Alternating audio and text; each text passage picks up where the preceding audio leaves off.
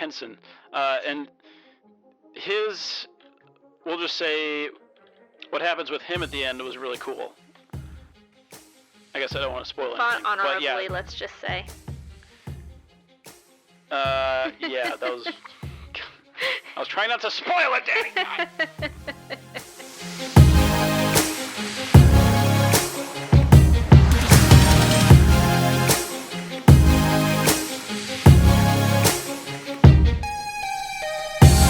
Hey everybody, it's the Anime Summit Podcast, coming to you live from a mountain bunker deep in the heart of somewhere in the Midwest.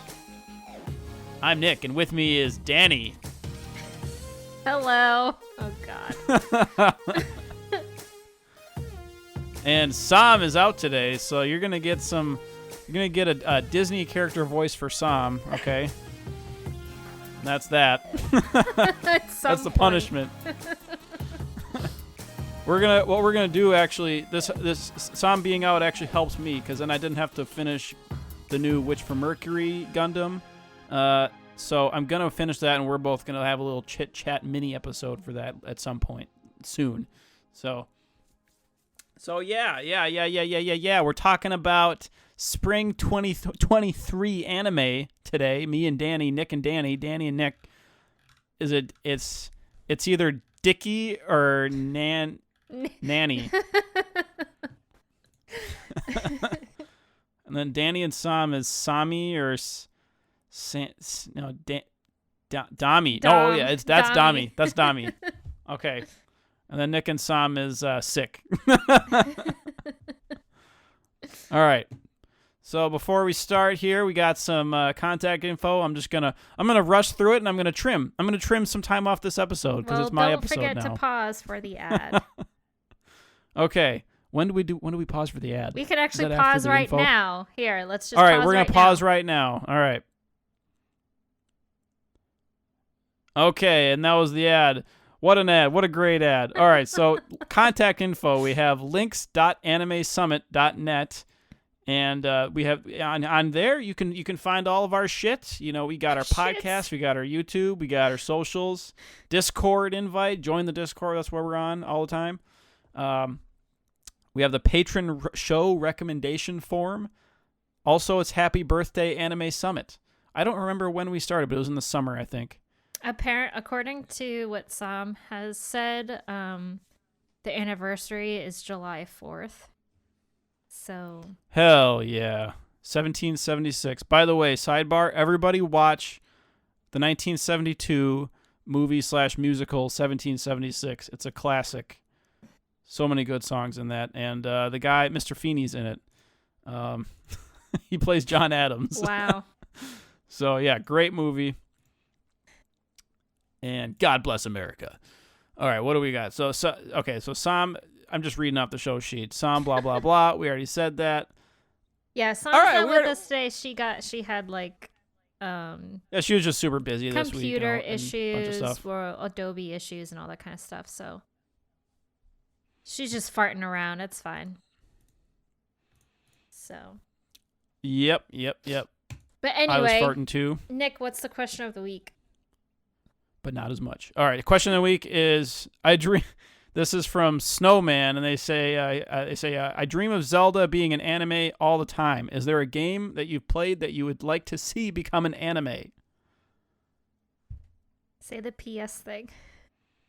Oh, yeah, PS. First of all, fuck King. Second of all, I love you, King. Third of all, no, for real, fuck off. Because Snowman and King they just keep asking questions. Those two are like asking 90% of our questions. I literally laughed when I saw this, and then King wrote something too, and I'm like, oh, this is going to be good. A game that I've played that I would like to see become an anime.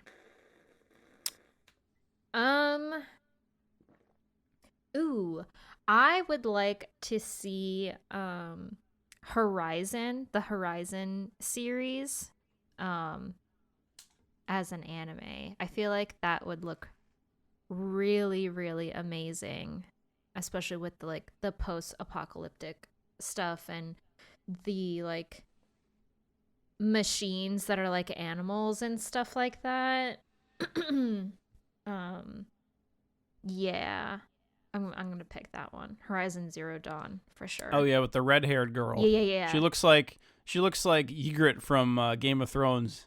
You know nothing, Jon Snow. I never watched That's Game what she of looks Thrones, like. so I don't know. All right, Danny, just watch the first 4 seasons, and then watch a couple episodes that I'll tell you later, and then skip the last 2 seasons, and you're good. Okay. All right. My choice for anime, oh man, Zelda would be a good one. Okay, is there a game that you'd like to see in anime? Man, I really Pokemon like Unite. the game Pokemon, you I know? was about I'm to just kidding. say that. Pokemon Unite. No, for real. Metroid. Let's go, dude. Ooh, yeah. Metroid would be sick because you got a Hell hot yeah. waifu already. You could merchandise the shit out of that. Merchandise. Merchandising. That'd be really good. Although there wouldn't be a lot of talking. There'd just be like, it would be like Nier Automata kind of. Yeah, maybe. Just be Samus like shooting shit. Probably. No, because the computer would talk a lot, and then I guess Samus could do some stuff. It would be interesting though. That'd be a fun little project, maybe like a mini series. Because you wouldn't want like 100 episodes of Metroid. That'd be weird. All right, so that was question of the week. What do you got? Waifu and husbando. Waifu is Misumi Iwakara from Skippin' Loafer. And then husbando is Ganta Nakami from Insomniacs After School. Oh yeah, that's actually a good choice. So. Good pick right there. Yeah. Which you didn't even finish that one, but you still knew. I mean, you finished it, so there you go. Yeah, no, that's a good show. Good show. Skippin' Loafer. Mitsumi is the main girl from Skippin' Loafer, right? Yes. She's the one that puker. vomited. Okay. Yeah, puker. At orientation. All right. Speaking of all that stuff, we're gonna go to the main topic in record time, 7 minutes and 40 some seconds. What do you think of that, everybody? Okay. Don't listen So, to Nick. We might edit in some of Sam's little tidbits here, maybe. Yeah, like, I don't know. Sam, what do you think about this? Sam, that's on you. I'm not gonna like pause every time. Edit you in saying this show suck. Yeah, just record one clip of yourself saying this show suck and just add it into everything. Okay. So here we're doing spring 2023 anime. That's what we're doing. And we're just going to start from the top of the My Anime List popularity TV chart here. Also, there's continuing shows we'll do, and I don't think we're doing any ONAs this week. I didn't watch any, so. Yeah, there's a continuing Vinland Saga and like the super long running stuff. I will talk about Vinland Saga for sure. Oh, and you're doing Kubo. So I did do Kubo, yeah. Is that one actually done? Did they finish that? It's done. Yeah, it's finished. And Nier Automata is still not done. I'm not. That's like, it's supposed to end at the end of the month. Not watching that. Okay. Yeah, I dropped it because didn't fucking finish. So, same for the Uncle Isekai. And all right. Do we want to start with continuing? Just to mix it up, or? Let's just do that just to get it out of the way. So we don't forget about it. Yeah, because if we start from the top and then we start, talking about it, then we'll forget about them. So. All right, let's crack on in. There we go. I'm very thirsty. What flavor is it, Nick? Plain. Ew. Plain water. Ew. Plain seltzer is disgusting. Oh. Water is the essence of beauty. Nasty. All right, so Vinland Saga Season 2. Here we go. 8.84 on My Anime List. Very high score. Ranked number 29 so far. Pretty good. This is by Studio Mappa. Why did they list gore as one of the themes of this anime? That's not a theme. That's just like something that's in it. I don't know. All right, anyway. It is a historical seinen anime that's depicting what years does this take place? It's like 1400s or something. I'd have to look that up. Takes place near Denmark and England. That's where it's mostly in Denmark, I believe. But you have characters from England as well. And this is basically about Vikings. The main characters are Einar and Thorfinn. 1813 AD is the year. 1813. Okay. Why did I say 1400? Jesus. Okay. So you have 1813, and this is loosely based on historical events. 1013. 1013. Yeah. I was in the middle. You were. All right, I hedged my bets. 1014. I was gonna say like this wasn't that late. Like 18. This is way earlier than that. My mouth was saying one thing, but my brain was saying the correct answer. Just like that song, your body is telling you yes, or something. Anyway, I don't know. Anyway, Vinland Saga. Yeah. So, spoilers for Vinland Saga season 1. And this stuff happens right away. If you haven't seen season 1, go watch it. This is one of the best anime to come out last decade. And I didn't put it on my list for some reason. I checked my decade list and it wasn't on there. I don't know why. Maybe because really weird. it came out. It was good. Maybe because it came out later or something. Let's see. Vinland Saga season 1. 2019. Yeah, 2019. So it was eligible. I think I just wanted to add like some meme anime in there or something. I don't know. But anyway. Well, I think maybe depending on I don't know. I don't know why you didn't put it. Maybe because I put I don't know. I put Mayoiga in there.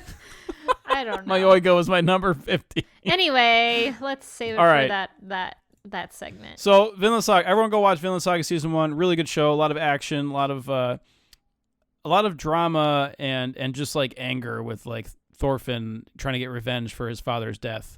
And so season 2 picks up after Thorfinn is let's just read the synopsis for the Mal rewrite. So young Thorfinn grew up listening to stories of old sailors that had traveled the ocean and reached the place of legend, Vinland.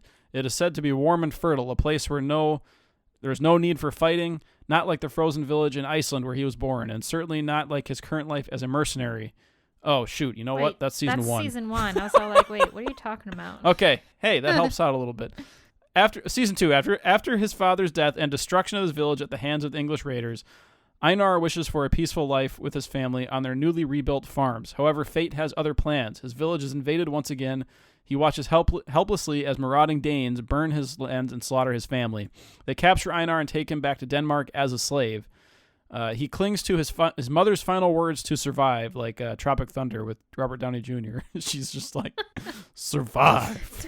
You gotta live. He's purchased by a character named Kettle, a kind slave owner and landlord who promises that Einar can regain his freedom in return for working in the fields. Soon he encounters a new partner in crime, or new farming partner, Thorfinn, a dejected and melancholic slave. Thorfinn was the main character in season 1. Well, actually, Askeladd was the main character, but Thorfinn was... Anyway, that's a side point. Come on, let's go. So yeah, these two characters are on a farm for the greater portion of this show, and it's 24 episodes, and you watched it, right, Danny? Of course. Okay. So this whole season is just depicting their struggles as slaves and like Thorfinn coming to terms with like the fact that he killed so many people. Well, Einar also him just struggling through trauma because he keeps having nightmares at night of just everything. Well, yeah, he has. Yeah, he has because he has all this guilt from killing like dozens of people in war. And then Einar wants to be free, and he wants to free other people, and then he has never killed anybody, so he doesn't know like what it's like Thorfinn does, and Thorfinn is just kind of like an empty vessel, but he's like learning as he goes throughout this season, you know, what it means to live a full life.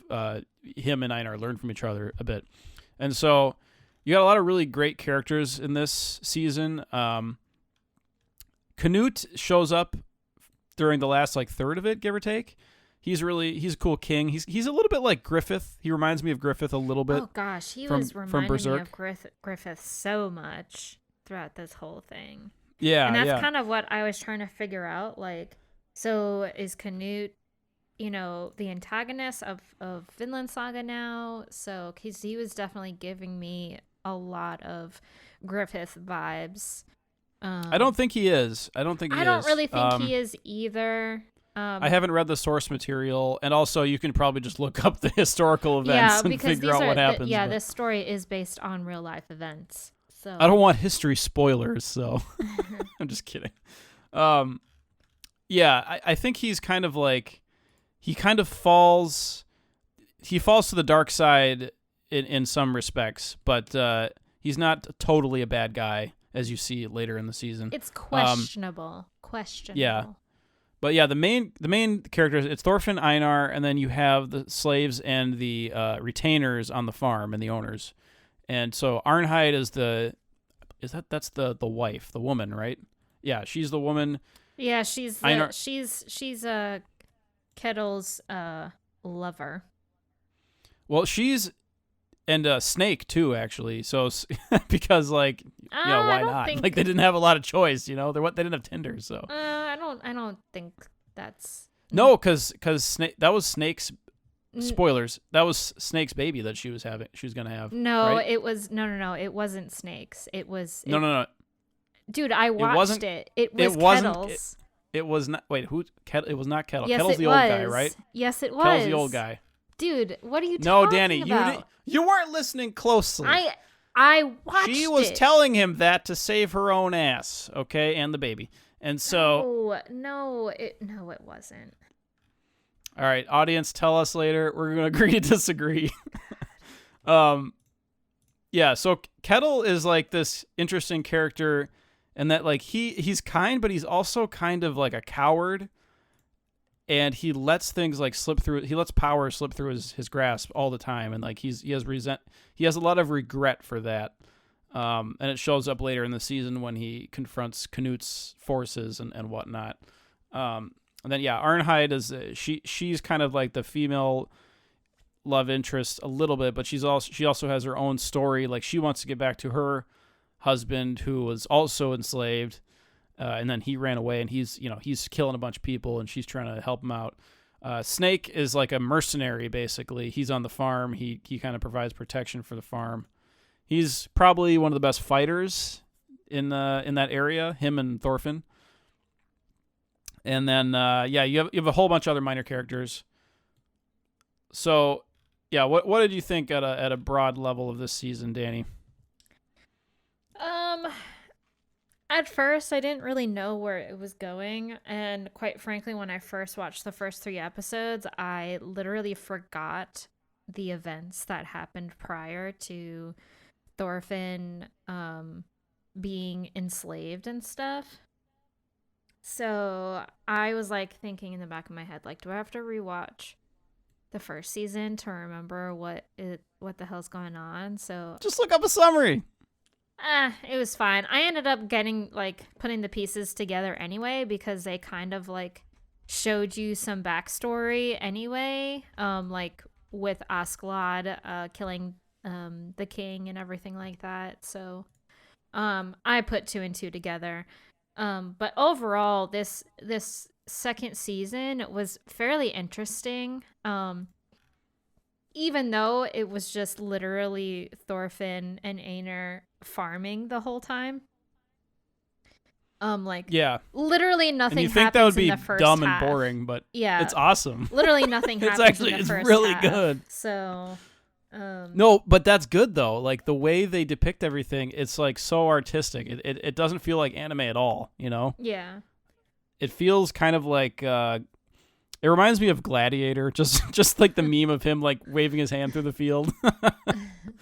But yeah, like just them learning about themselves. Yeah, it was definitely interesting. Was so cool. Yeah, it was really interesting when that first night that they're sleeping in the shed or whatever you want to call that barn that they were sleeping in. And Einar experiences Thorfinn having his nightmares and stuff, and he's just like literally screaming in his sleep and everything like that. And it shows Thorfinn's nightmares too. Like he's basically descends into hell with Askeladd, and he's like, well, at one point he does, and then he's kind of like Guts too, where he has like these like zombified corpses, kind of like imaginarily like grabbing him. Yeah. The curse of like his slain people that he killed, and he's realizing that all those people they killed also had families and lives and stuff. So there's that. And then they have to deal with the retainers, who are a bunch of fucking assholes. Yeah, like, who are fucking with them on the farm. Even though Kettle, like, gives his slaves, like, a lot of respect and freedom and stuff like that, the retainers do not they're not on the same like eye to eye as Kettle is with the slaves. So Einar and Thorfinn, Kettle gives them this land that they have to chop down all the trees to get rid of them, and so that they can grow wheat and sell it to Kettle and stuff. And they're doing all of this by hand. And at some point, Einar was all like, "We need a frickin' horse to like." We need technology. We need technology. But the retainers, they just refuse to give them a horse and all this kind of stuff. I think at one point they did give a horse, but the horse was just a very old, fragile horse. Which was really fucked up. And I think the one thing that really got me pissed was when the retainers fucked up their wheat. Like, they literally pulled... Yeah, they pulled the roots. Yeah, they uprooted everything. Their farm. So, that was like a really kind of WTF moment, especially when Thorfinn like freaking punched the shit out of one of the retainers and knocked him out. I was just like, oh, Thorfinn is back. He's back. He's kind of quick though. He's kind of quick. But it's really cool how there's not a lot of fighting compared to the previous season. Yeah. There's just enough, but it's like, I mean, this season is actually more. This season's more engaging than the previous one. Yeah, I think. I do agree. I mean, you didn't get a whole shit ton of fighting until like the very end, really. Yeah. So. Another character we didn't mention is Svirkle. He's like this other old guy who owns. Did he like buy his freedom? He's like the bald guy who at the end was dying. Oh, you're talking about Kettle's dad. Possibly, yes. The old man that Snake was like rooming with and stuff. Are you talking about Yeah, him? yeah. Yeah, that is the old master. That's Kettle's dad. He's one of the best characters in the show. Like, he's awesome. fun. He was so fun to watch, especially like, when Thorfinn and Einar were having trouble with the retainers, and the old master was all like, you need a plow? Okay, I'll give you mine and I'll loan you my horse, but you have to help me with my chores first. So like this will be like your payment kind of thing. So yeah, he was cool. I really liked throughout when Gardar, what's her name, the blonde chick's husband, was just literally on a rampage, and they like hid him. They hid him under his bed, like nonchalantly. Yeah, that was like his deathbed. Yeah, pretty much. It was funny. But and later on, he's like sitting in the chair in the field while they're working on the farm. I seriously thought he was gonna die. Like when they found him in. I liked how they did it though. Literally, when they found him in the fields, and like he was just like, because he said, "I'm not gonna rest. I'm gonna die in those fields." And like, yeah. He didn't come home, and Snake was all like, "Shit, like we gotta go look for him." Like, that'd be a better way to go than in your bed. And like, I think. there he is, Maybe. like face down into the frickin' field. I'm like, oh shit, Well, and he that's died. that's the juxtaposition with a warrior, right? So instead of a farmer, he's a warrior. It's like the swords to plowshares meme. So warriors want to die on the battlefield. He wants to die on the farm. Yeah. So it inspires Thorfinn to figure that out a little bit.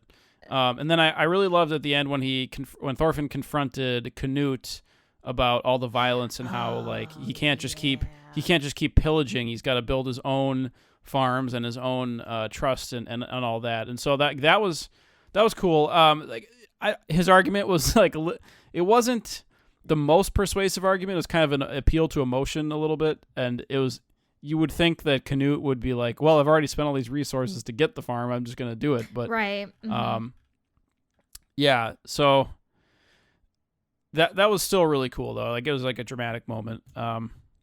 Overall, I really like the season. I don't want to talk too much because we have a lot more stuff to talk about. So this is a great show. This will be on my decade list for sure.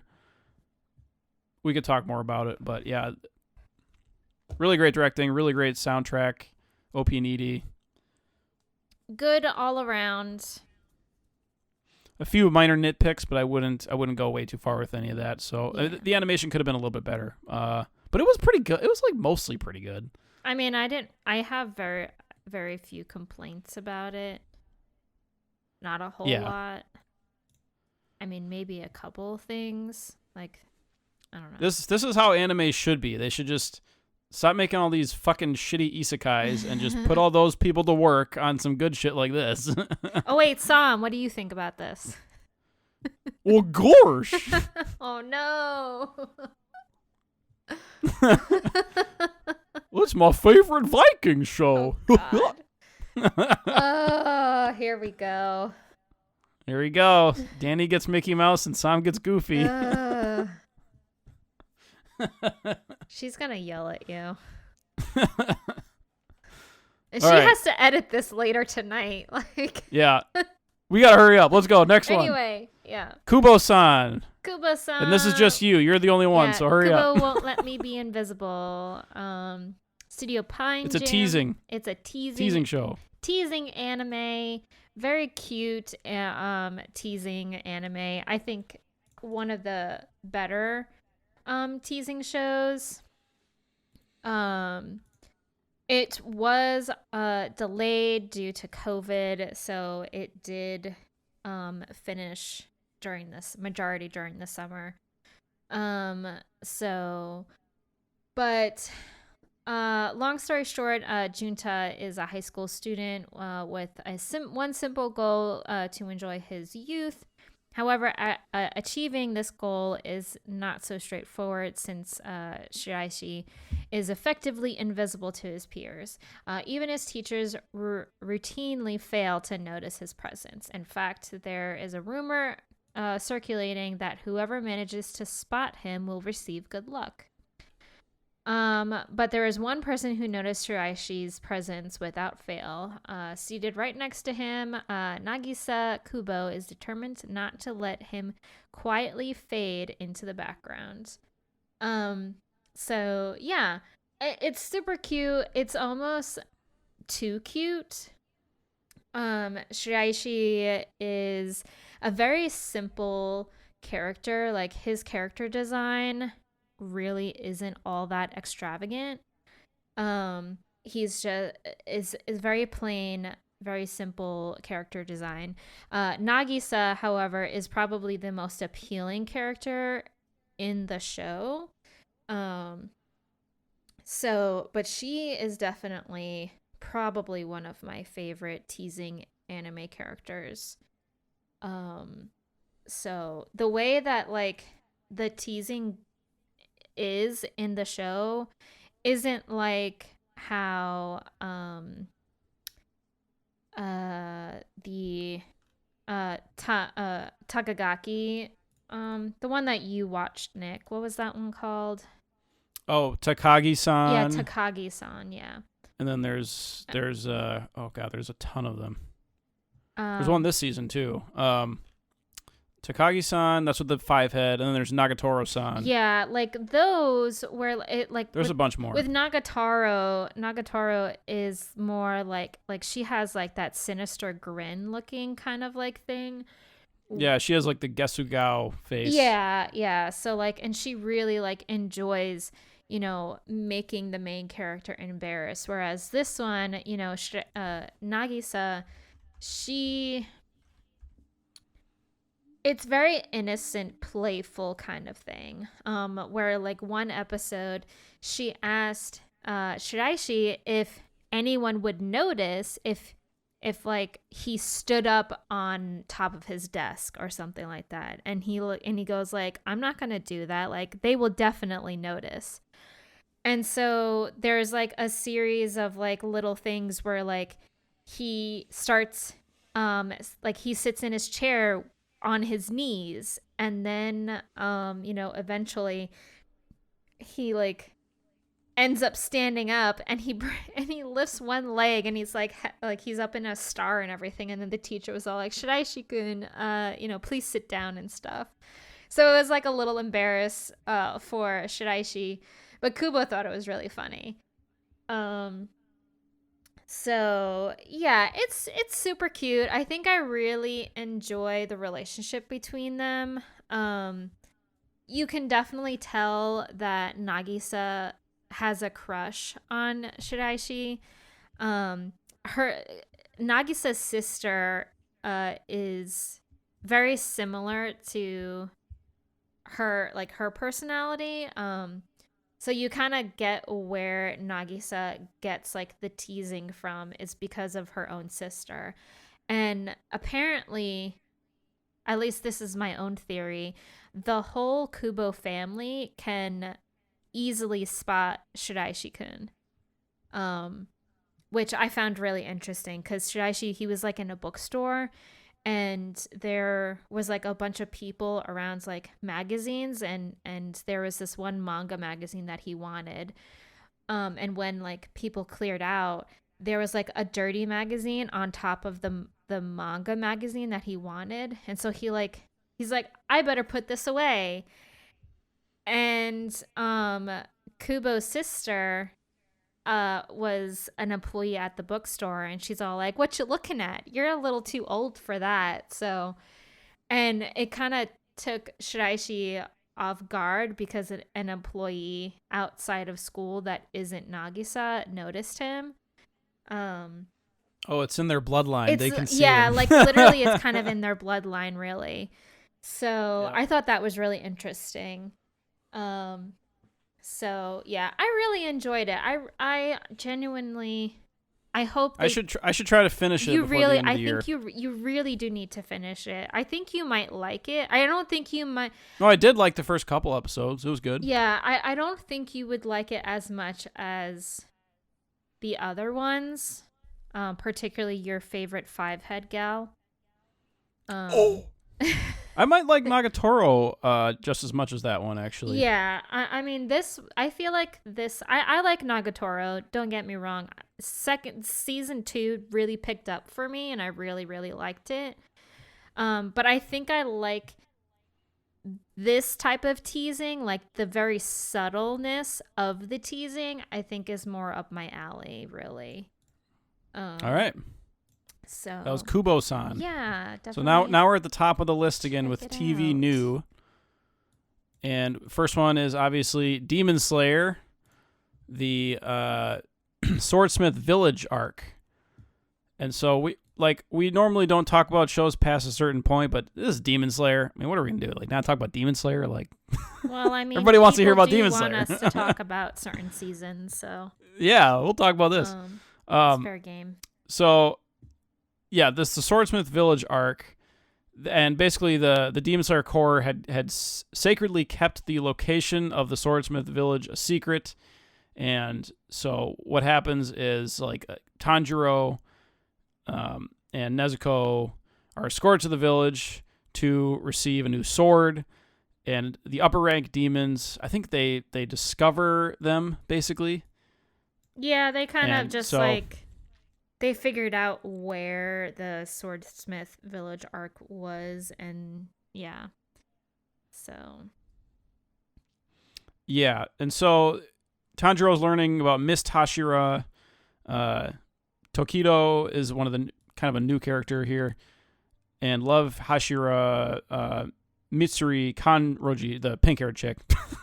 They're kind of the main characters in this season. You don't actually see Zenitsu or the boar guy, Inosuke, in this season. They're not really in this season for the most part, which is fine because Tokido is really cool, and so is who's the other character? There's another yelling guy. Like pretty much. Genya. Is it Genya? Yeah. Okay. Yeah, the dude with the mohawk, right? I believe the dude so. With the scar across his face. The way they list characters on Mail is just ridiculous. So I can't find him on here. But yeah, the scar guy. The guy with the gun. Yeah. Yeah. Oh, there's him. Oh no, I'm thinking of a different show now. I'm thinking of a different show. But yeah, so we're talking about Demon Slayer. Remember that? I'm thinking of like, I don't even know, like Hell's Paradise or something, or God damn it. There's so many. I watch so much stuff. But so they're fighting off more upper rank demons. That's what Demon Slayer is. This season was good. Nezuko plays a pretty key role, and at the end, there's some cool stuff that happens. I guess I don't want to spoil it too much, but I don't know. What did you think, Danny? What were your initial impressions? I really enjoyed the elements that were happening in this season. I really enjoyed that Tanjiro was kind of like by himself instead of having Zenitsu and Inosuke there. I feel like Tanjiro is always great. I mean, last season he was phenomenal. But I feel like just by himself and not having like these two obnoxious and crazy characters around him, he kind of fades into the background as a main character, in my opinion. So the fact to have him by himself in his own arc with pretty well togethered supporting cast like Mitsuri and the Mist Hashira, Tokito, they like Tanjiro's ability really expanded, in my opinion. So I really, really liked this season in particular. And there's also a theme of like the swordsmiths and their relationship to the demon slayers. I really liked having more of the personalities of the swordsmiths mixed in. Particularly because it takes teamwork because they got to build the swords that actually kill the demons. Yeah. So. Particularly Hotaru, the guy who fixes Tanjiro swords. Like that whole thing when he was in the shed when Gyoko was like fighting Tokito and stuff, and he went into the shed because the other like swordsmiths were like, no, don't go in there, like, and Gyoko was all like, oh, is that where like the demon slayer swords are? Like, I'm gonna take them all.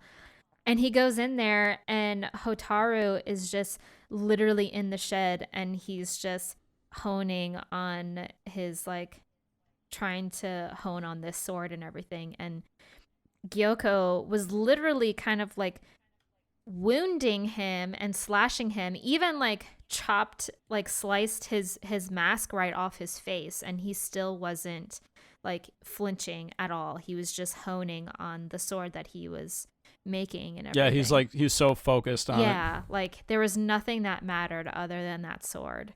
But also Hotaru was fucking fly as fuck.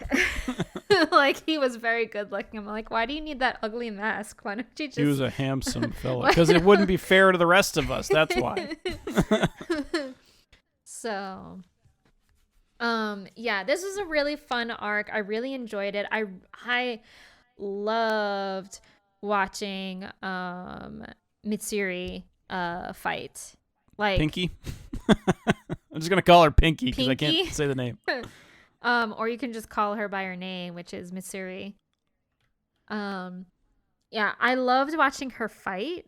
Like her sword is so unique. Yeah, it's like a ribbon. Yeah, like I really. Is that actually metal? I assume it's metal. I assume it is. Like she can freaking cut those wooden freaking dragon snake things. So, yeah, I really enjoyed watching her fight. I kind of wish I could at least see her a little bit more. I'm hoping we get to see her a lot more in the future. I do feel like, there wasn't enough screen time for her. I felt like we saw a lot of Tokito.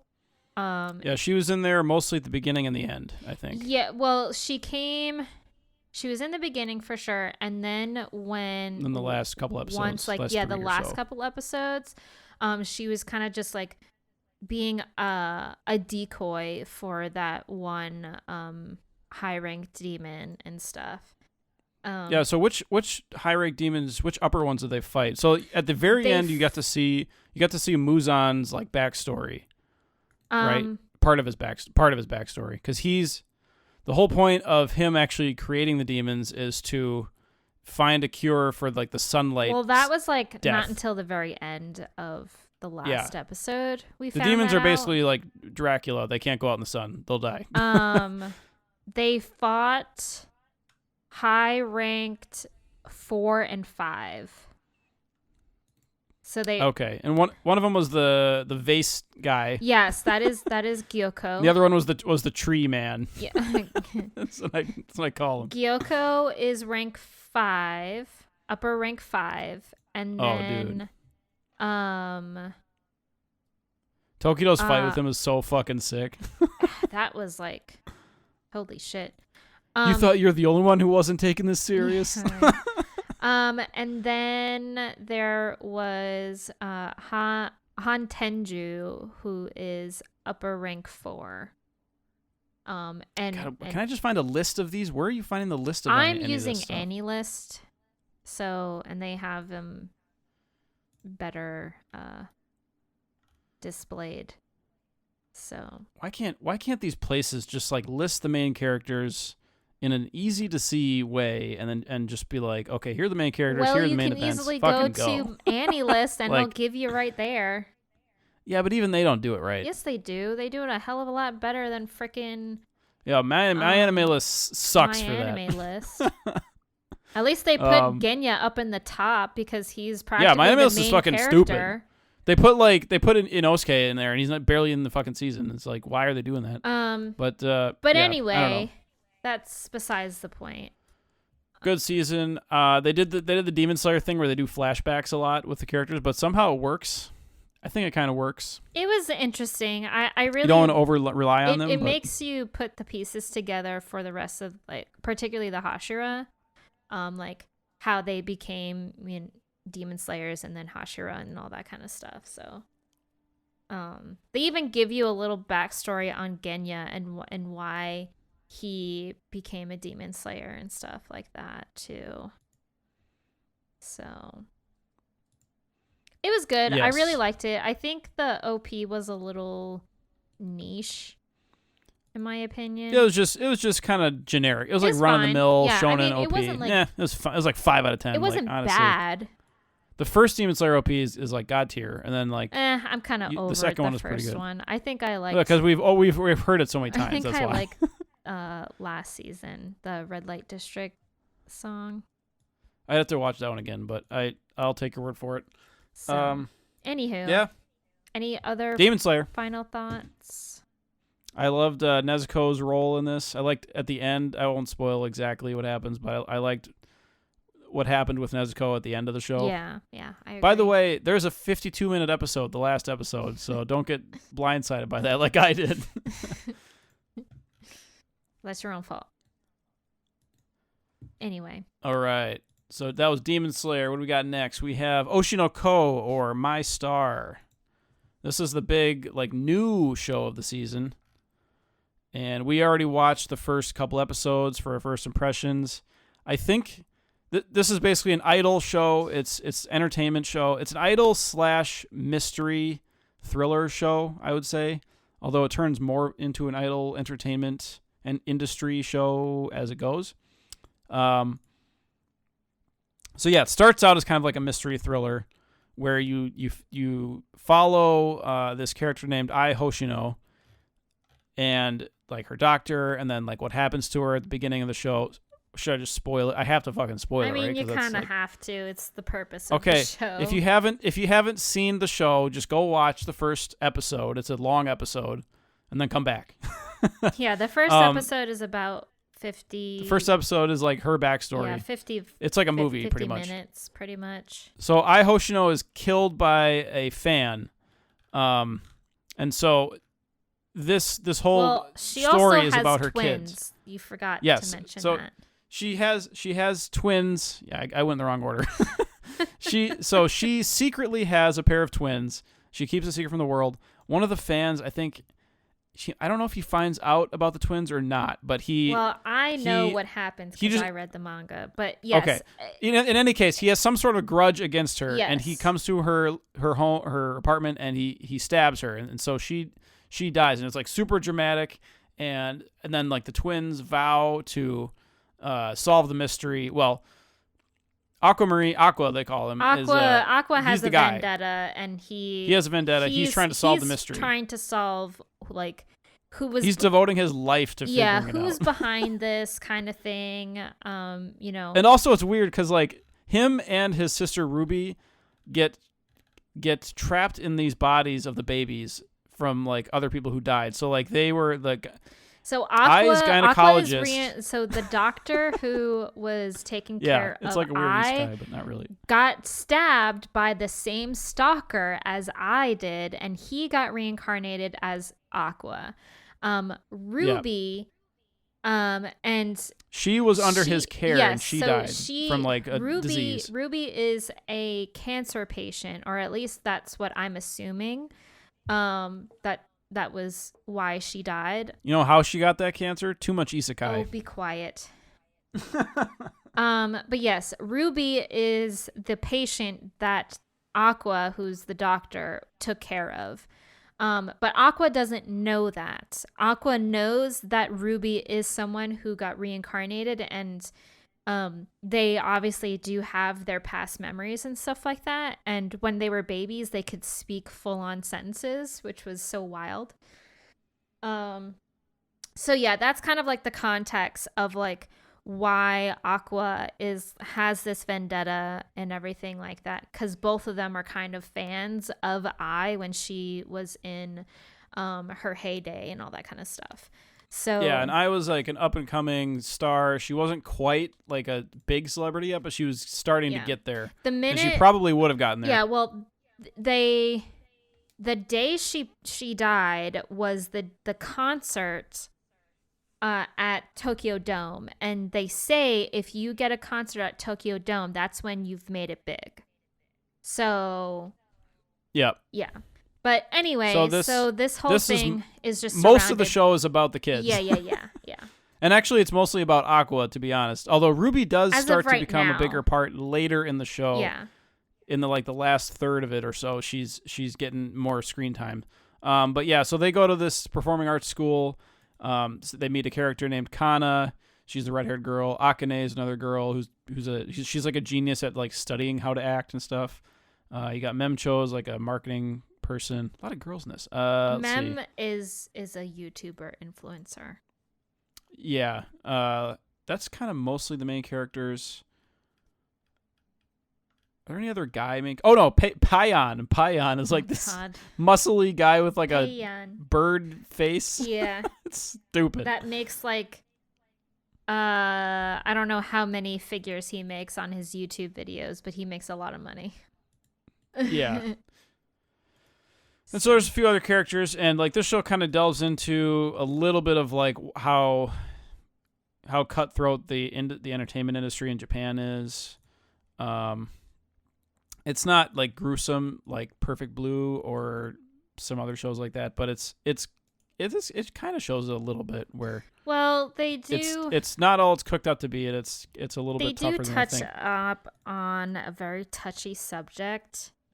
Oh yeah, there's the cyberbullying of I think it was Akane, right? Yeah, There's an episode Akane was the middle of the getting season. bullied because Akane slapped one of her castmates and like injured her face and stuff, and so literally Twitter just blew up and literally was saying that Akane should just kill herself and stuff. It is a very like sensitive subject because something like that actually happened in real life. There was a person who was on a reality show called Terrace House during COVID and stuff, and unfortunately she got cyberbullied very, very cruelly, and she ended up killing herself. And so it is a very touchy subject. The family of the person who passed wasn't really they didn't really appreciate the subject getting brought up within this show, and for all the rights that I have a whole bunch of sympathy and empathy for the family because they just want to be left alone, and like stupid frickin' people on the internet are just mean and cruel, and oh yeah, we gotta monetize your suffering. Yeah, so I'm glad that the subject was there because like it's something that needs to be talked about because not a lot of people talk about it. So I'm glad that it was there. However, I feel like Doga Kobo should have put like a disclaimer in the beginning of the episode, like saying, in the events that is going to happen in this episode are very sensitive, if there's like related to like suicide, if anyone, those kinds of things that you see when I don't know. I don't think they need to put a disclaimer. I think they should have just compensated the family or like told them they were going to do it. Yeah. That's all they had to do. I don't know. Well, I cash. mean, it's written in the manga too. Like it happens in the manga. It's not like I don't know. Maybe it's not just an anime thing. I saw. So the mangaka should have talked to the family, be like, "Hey, I'm going to use your story. Here's some money." I don't remember. I would have to look it up. I did read a couple of things. Because they don't put disclaimers for other stuff like violence and sex and all that. Yeah, Like, I guess, but I this? feel like suicide it's a very touchy, sensitive subject to talk about publicly, so a lot of people have trauma when it comes to that kind of thing. So, but I don't know. Yeah. That's just my opinion. No, I mean, it's mostly that it was just a controversy that they didn't like bring the family into it to like, oh, hey, here's what we're doing. Yeah. Blah, blah, blah. That's kind of the big controversy. It's not that they had suicide in the show. I don't think that's the controversy. Or they didn't even have it in the show. It didn't actually happen, right? I mean, it didn't. Spoilers. But Akane was at the edge where she was about to. But then Aqua came to save her and was all like, you don't have to do this kind of thing. So, yeah, I don't know. I loved that episode. That episode was really great. And just how it was portrayed and how Aqua saved Akane from like just being at an all-time low and everything like that. So I really, really liked the show. I enjoyed reading it. So I'm actually really excited for the next season because they're doing the stage play and probably the stage play is probably my favorite arc out of the whole manga right now. So, because you really get to see Akane and Kana act together, and the way that they just bounce off each other is really awesome. I really like their dynamic with each other. because they're rivals and everything. So yeah, and I will say though, like this is interesting. The show starts off. I think the best part of the show is the first episode.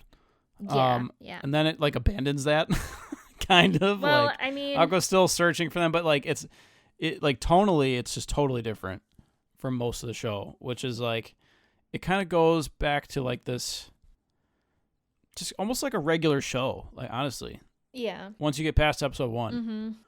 Mm-hmm. And that's like one of the best episode 1s in an anime, I think, at least any recent anime. Yeah, I agree. So at the very least, watch episode 1. But after that, I mean, it just kind of gets a little bit less interesting. There's a great review on my anime list, the top review. Znote Taku writes one, and I'm not going to read it. It's a lot of stuff, but check that out if you want to see some more in-depth reasoning on it. Any final thoughts before we move on? That was kind of my final thought, Okay. really. I think the show had, like, if it had continued at the quality of episode 1, it would deserve its high My Anime List score, which is like an 8.89, which is insane. That's way too high for the show. Like, I don't know. I think it's well deserved. I think it definitely episode 1, yes. I think it's definitely sets a tone on, what Aqua is trying to figure out and everything. I don't know. I think that score is really well deserved for it. So, especially for something that isn't like a shonen and everything like that. Yeah. I don't know. I'd give it a above average, but not much above average based on the rest of the show. Just overall. I can't get into too many details because we got so many other shows to cover. Let's get to Hell's Paradise. Hell's Paradise. Speaking of slightly above average, we have Oshinoko was by Studio Dogakobo, and it looks really good. The animation. Oh, on that it's one's really fantastic. I love how it Hell's looks. Paradise. Also, Kana's best girl. Studio Mappa. Kana, which one? Oh, she's the red hair. I think. Yeah, she's okay. Yeah, she's best. Girl. So yeah, Hell's Paradise, Studio Mappa. This is about a bunch of criminals who get sent to an island to discover some elixir of immortality. That's basically the log line of it. And what they find on the island is all these like crazy monsters and bugs and deadly shit that is trying to kill them. Each criminal has like at least one what do you call it? Like a warrior, like basically a cop with a sword. It's a cop with a sword. Executioner. Yeah, an executioner in theory, these executioners are stronger than the criminals in order to, keep them in line. And so with this show, they're on this island, they're searching for this elixir. And that's it. That's like the main gist of it. The main characters here, we have Sagiri, she's one of the executioners. Gabimaru, he's the main guy. Yuzuriha, she's kind of like a femme fatale a little bit. Shion, he's like this blind dude. He's awesome. He's awesome. He's one of my favorites. He's like a teacher pretty much, or like a sensei. Chobe is like this really strong dude. Tenza is I believe he's the student of Shion. Mm-hmm. Then you have a whole bunch of other characters, right? So I'm not gonna list everybody, but I don't know. This one is fun. This is a fun show. It's a little bit similar to Jujutsu Kaisen and Chainsaw Man and Demon Slayer a little bit, where it's like these shonens are going more into like a darker route with demons and like gory shit a little bit. Not like Naruto and the sunshine everywhere. This is like more of a, I don't want to say gritty, but it's gritty, spooky. It's a little spooky. It's spoopy. Yeah. So what did you think of Hell's Paradise? Okay, so I feel like the first 3 episodes were a little lackluster because I've read the manga. We also read this in Manga Club. We read the first 3 volumes. I did continue reading after we were finished with the first 3 because I just really enjoyed the story a lot. And the panels were just drawn really, really nice, especially the backgrounds and stuff. And so while I was watching this, I was excited to see everyone in action and everything like that, because I really enjoyed reading it. But as I was watching it, I don't know, the animation felt a little bland a little bit. I don't know. It wasn't as like crisp. It wasn't Mappa's A team. It was their B plus team. I would say so. Yeah. I mean, there were some parts that were pretty badass and everything, especially close to the end of the season and stuff, when Shion was facing one of the Tensen and stuff. Oh, that was sweet. Yeah. Yeah. So like how the Tensen look. Oh, another thing that really like kind of got me disappointed. So the Tensen are pretty much the antagonists of Hell's Paradise. There's 7 of them.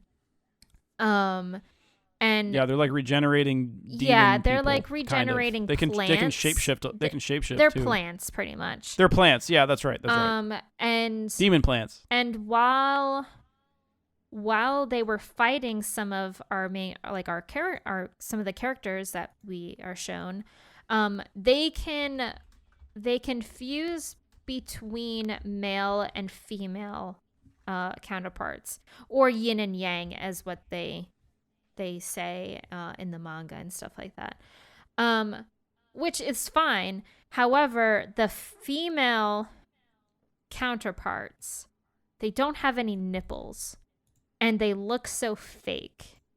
Like, they literally look like Barbie dolls, and I can't stand it. Sidebar, I really want to watch that movie. Oh, Barbie? When it comes out, Barbie. I mean, look, I want to watch it too. I like Ryan Gosling. He's funny. I mean, same. But anyway, let's save it for the Barbie podcast. Yeah, I felt like the Tensen don't look as threatening as they do in the manga. They don't, I mean, I don't feel threatened, and I don't feel like I'm about to shit my pants when they literally like cut someone's head off and everything like that. So yeah, it like I said, the animation was not, I wasn't really feeling it. I'm still probably going to watch it because I really enjoyed the manga, and I kind of want to see what they do and everything. And I was actually following where they like stopped. So they took some chapters. They pretty much did 4 volumes worth of content. And then they took some bits and pieces from like volume from volume 5 or something like that. So not a lot of like major content, but they pretty much did the whole like first 4 volumes kind of thing. So, but it's okay. I guess I'm not as enthusiastic with it because I've read it, and I think I like the manga a lot more than I do the anime.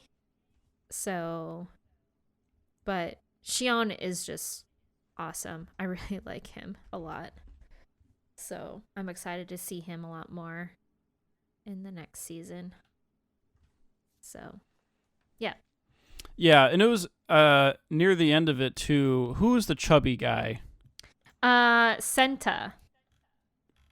He was cool. He was kind of with Yuzuriha and Sagiri and Shion, and they were battling one of the God, what are they called again? The Tensen. Tensen. Why do I want to call him the Tensen? And his, we'll just say, what happens with him at the end was really cool. I guess I don't want to spoil Fought anything. honorably, but yeah. let's just say. Yeah, that was. I was trying not to spoil it, Danny. I also liked the little girl who couldn't tell. She couldn't figure out how to tell them how to like use their special powers. Yeah, she's all like, She's like stronger, weaker. Yeah, stronger, weaker, stronger, weak, good, strong, bad. Yeah. Yeah.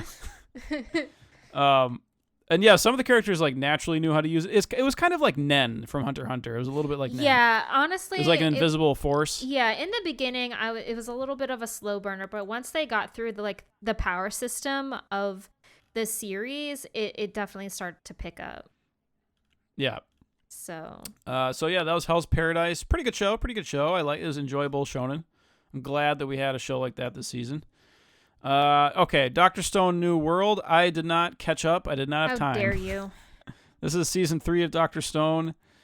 Go ahead, Danny, and hurry up. And hurry up. We got to go through this. It was fun. We're at an hour in. It was good. I did watch the movie, Ryusui, which is I think I did too. the prequel before. It's like the events that happened before season 3. That's where they got the one guy onto their team, Yes. right? The pirate man. Yeah, the sailor, the captain. Yeah, so they make a boat and they sail the high seas and they get to an island where pretty much the people on this island literally have no technology. They literally live in like a caveman Stone Age type of world. They don't know what a boat looks like. They don't even know what a mechanical rat looks like. They think this like mechanical rat looks like an actual rat kind of thing. They have no idea. They don't even know what glass looks like. So they just don't know shit. So, but Senku, they get to this island, and Senku and company,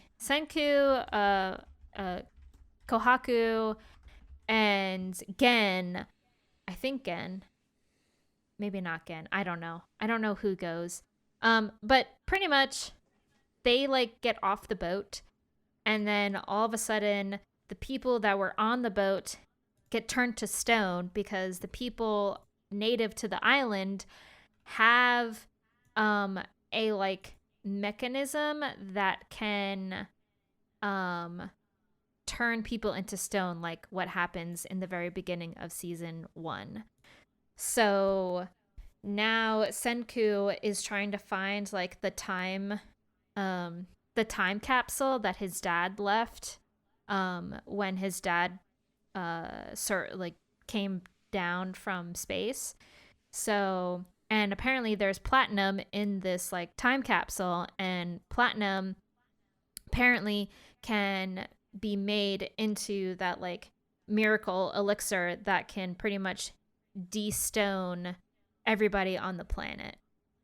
So so that's kind of where we are, really. It's really just a Dr. Stone type of deal. There's not a lot of action that happens in this first part of season 3. It's just a lot of, Senku doing his science thing, and Kohaku and what's his name? Ginro. Excuse me. Ooh. They like go on the island and try to like, how do I put this? The like leader of this island that they're on has like an infatuation with beautiful women.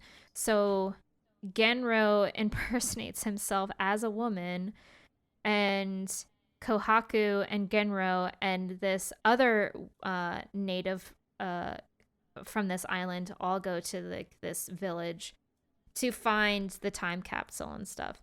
So now there is just like more prep kind of things, kind of how the Stone Wars was, where there was just the first part was prep and then the second part was like them battling and stuff.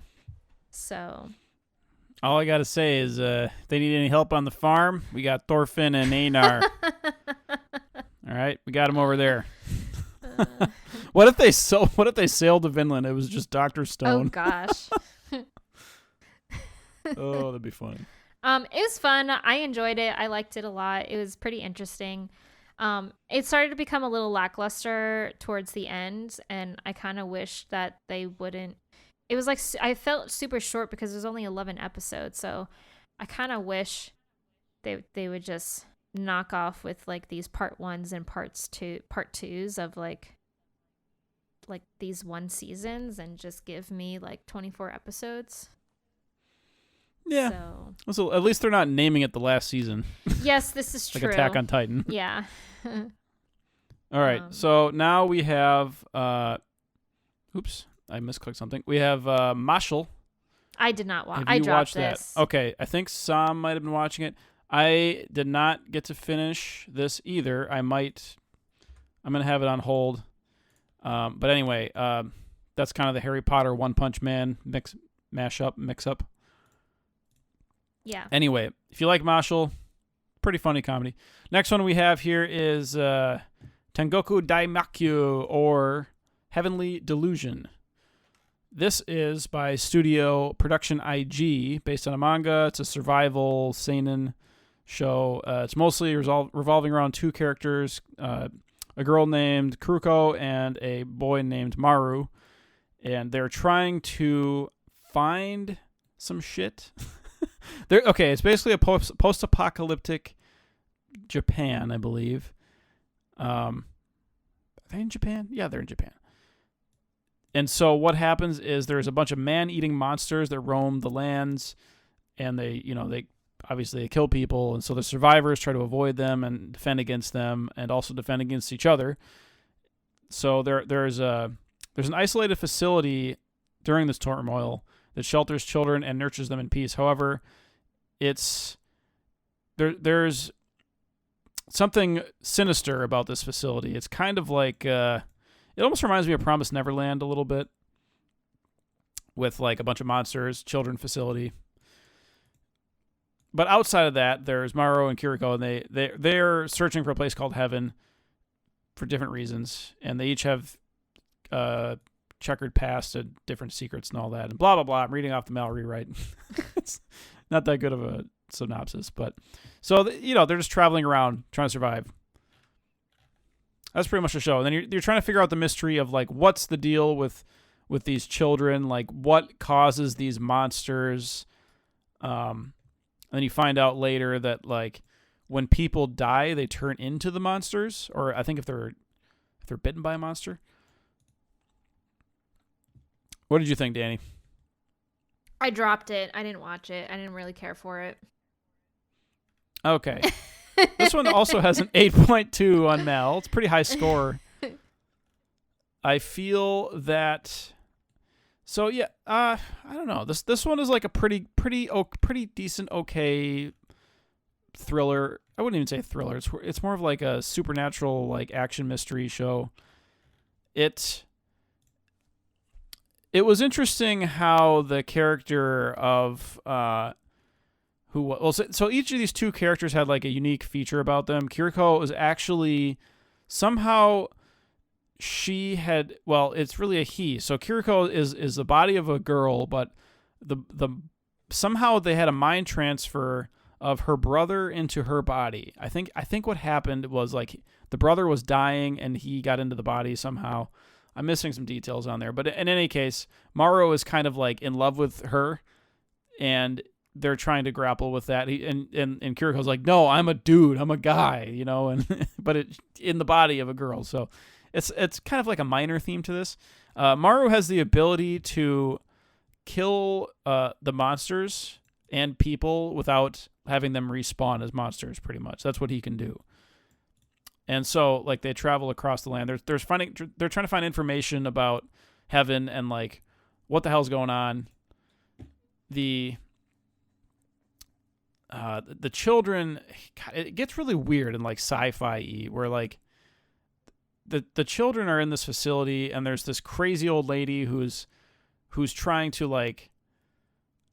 What is she trying to do? She's trying to do some kind of scientific like experiment and like figure some shit out. Like, I don't remember exactly what it was. This is kind of a haze to me. In any case, why didn't they just kill that old lady? That's my thoughts, Danny. This old lady was like the head of like the the facility, and she was fucking nuts. Why don't they just kill her? But then like aliens show up. It's like this really weird thing where like they have cameras on the kids, and the kids are talking to these aliens, but you can't see the aliens on the camera. And like they have like these special powers. Like the children will have like some of the children will have like a trauma, and that trauma will manifest into something deadly, which like hurts other people. It could be like monstrous tendrils or like a machine or something, and it's fucking weird. So that was kind of cool, but I don't know. It was just, yeah, I think you're right. This was missing just a little something. It's. I mean, I know people really liked it. Like, there are a couple people in our Discord that really enjoyed Heavenly Delusions. I can see the appeal. Me, it just wasn't my jam. Like, it wasn't grabbing me. I'm just reading some of the reviews on my anime list. It just wasn't Go ahead. my cup of tea, quite frankly. I didn't really care for it. There's not a lot of reviews on this. This is so weird. When did this end? Probably this because June 24th. It's on Disney Plus, but it is on Hulu. Oh, okay, that's why. It is on Hulu for the US though, so maybe it must have just came out recently. Maybe not a lot of No, it was because it aired in Japan April 1st to June 24th, but I'm guessing they didn't put it out right away. From what I know, it was like a week later. Oh, okay, maybe that was it too. That they released it on Hulu. So, cuz it was airing, like they were putting out episodes for it just like a week later than Japan was. But maybe not a lot of reviews is on it is because not a lot of people have Hulu or anything like that. I don't know. I wasn't watching not on it. I dropped that so. shit. I will say though that the sound effects in the show were pretty good. This had good sound design that really added to the atmosphere. The animation, it was fine. It was fine. Like the character designs looked a little odd. They had like kind of oval faces. They didn't have the anime face, which I think it's fine. It's refreshing from the same old, like the same face basically. Yeah, I would say this one is lower on my list than the other shows we've talked about so far. But if you're looking for another supernatural mystery thriller show, this is worth checking out. That's what I got to say so far, I guess. Okay. You done? Yeah. So what do we got here? I am looking at the next one, and it is Yamada-kun, level 99. What? Hey, everybody got a Yamada-kun, level 99. 99 going once, going twice, going twice. Level 1000, going to level 2000, once, twice, sold. My love story with Yamada-kun at level 999. Yeah. This was Studio Madhouse. Danny, did you watch this? Absolutely, I watched this. This is a romance. I thought you were going to be like, nah. No, right, that just sucked. I watched the first 3 episodes, and it was decent. 7.8 on Mel. This girl, she's macking on a slightly younger guy, and he has no emotions. That's what I got from it. That's what you got from it? And she learns what a video game is. It's not just that. I kind of got dumped by her boyfriend, so she was kind of like at her own time low and stuff. So, and she plays this MMO called Forest of Savior, and that's kind of where she meets Yamada-kun, and like there was this event that was happening in Japan, like in Tokyo or something like that, and she just so happened to recognize Yamada's like aneurysms, how he was like acting in the game. Did you say aneurysms? Yeah, aneurysms. Like I guess. That's when you have like a brain. No, bleed, not I like think. not. I don't know. All right, mannerisms. That's like, holy shit. This is a darker show than I thought. It is a darker show. Everyone's getting aneurysms. Yeah. So anyway, she joins Yamada's guild, and it's pretty much just your very cute romance. I didn't think it was going to lead up to the way that the show ended. I thought it was just going to be like this low-key subtle romance.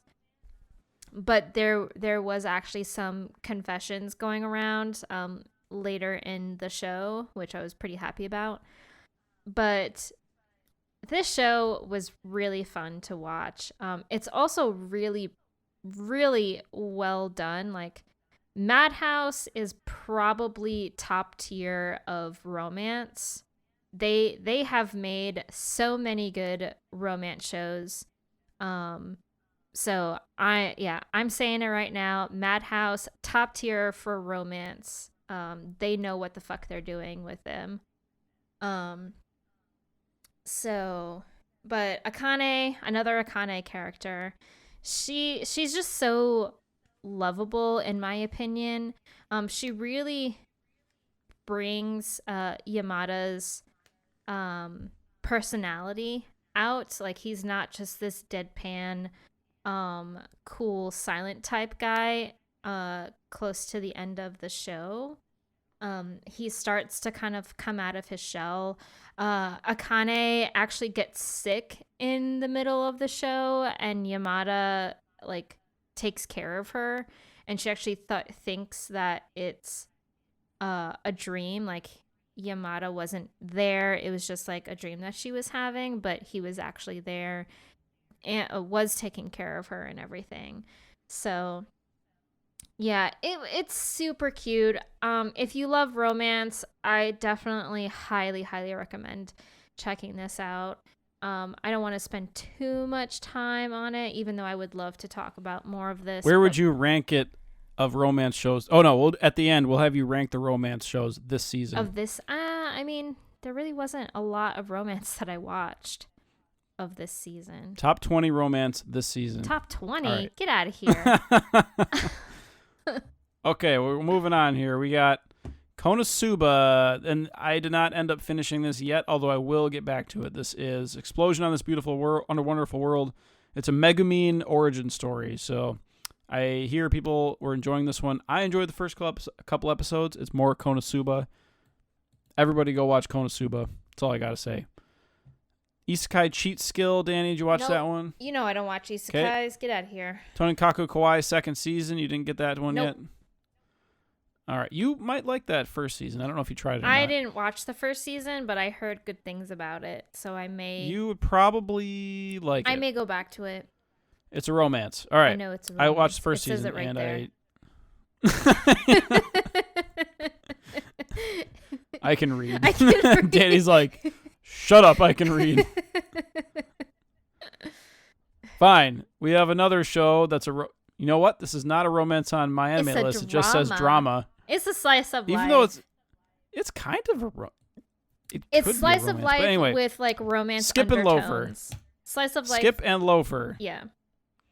And this is based on a manga by Studio PA Works. This is about a girl named Mitsumi and a boy named Sosuke and their friends. And so it's basically kind of a story about people figuring out each other's strengths and weaknesses a little bit, and like figuring out what they want to do in high school. It's a school anime, right? So if you like school animes, this is one of the better school animes, I would say. In order to pursue her dream of bringing positive changes to Japan, Mitsumi Iwakura leaves her countryside town to attend a prestigious high school in Tokyo. And she has like she gets like very frazzled and anxious about like being over prepared for everything. That's kind of her shtick. Well, she wants to be and a so politician she ends when up running, she grows up, so yeah, that's what she wants to do. And so she runs into this like lackadaisical boy named I just said his name, Sosuke, and he's kind of like he's like the most popular boy in school. The girls are always asking him out, He could have any girl he wanted, basically. And so she befriends him.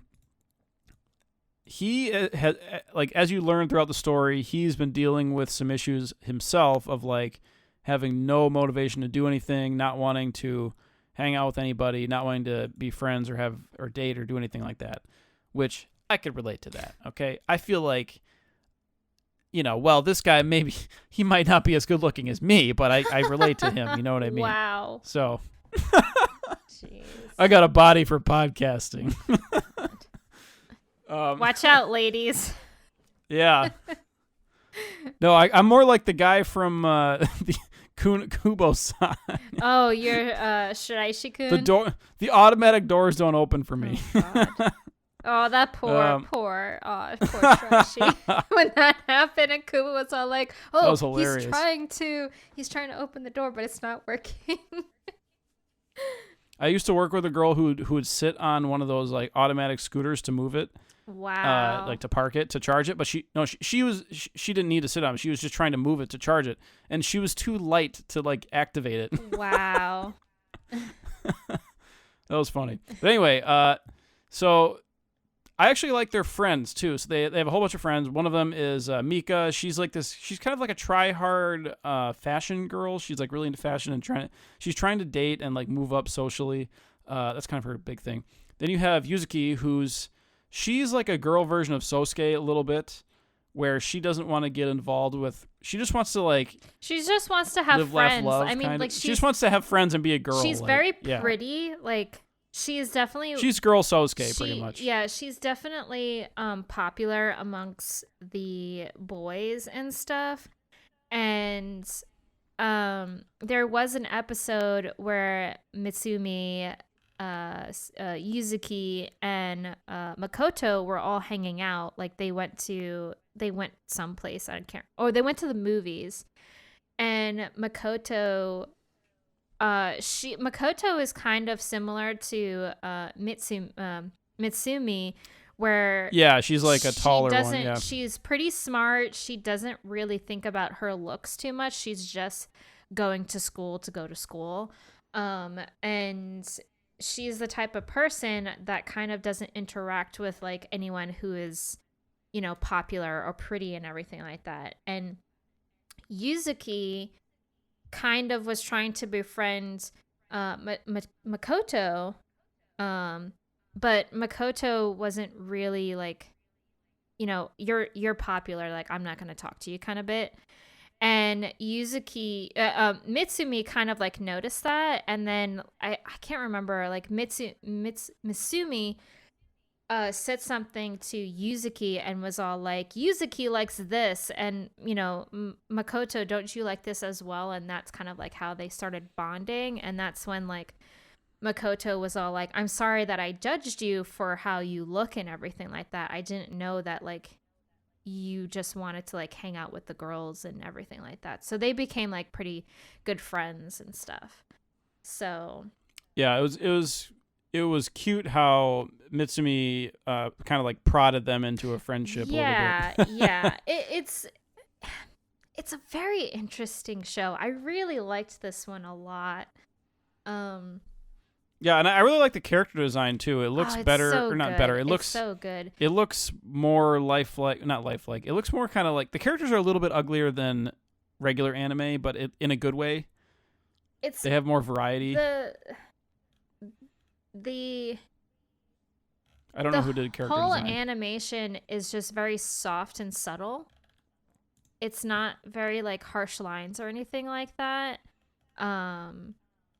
So I think that's what's kind of more appealing to me, is that the like overall like colors that they use is very more like pastel kind of colors versus like these bright and bold colors that you normally see in anime. So yeah, and the mangaka was Misaki Takamatsu. That's who. Mm-hmm. So in a way, they did the character design, I guess, but the original ones.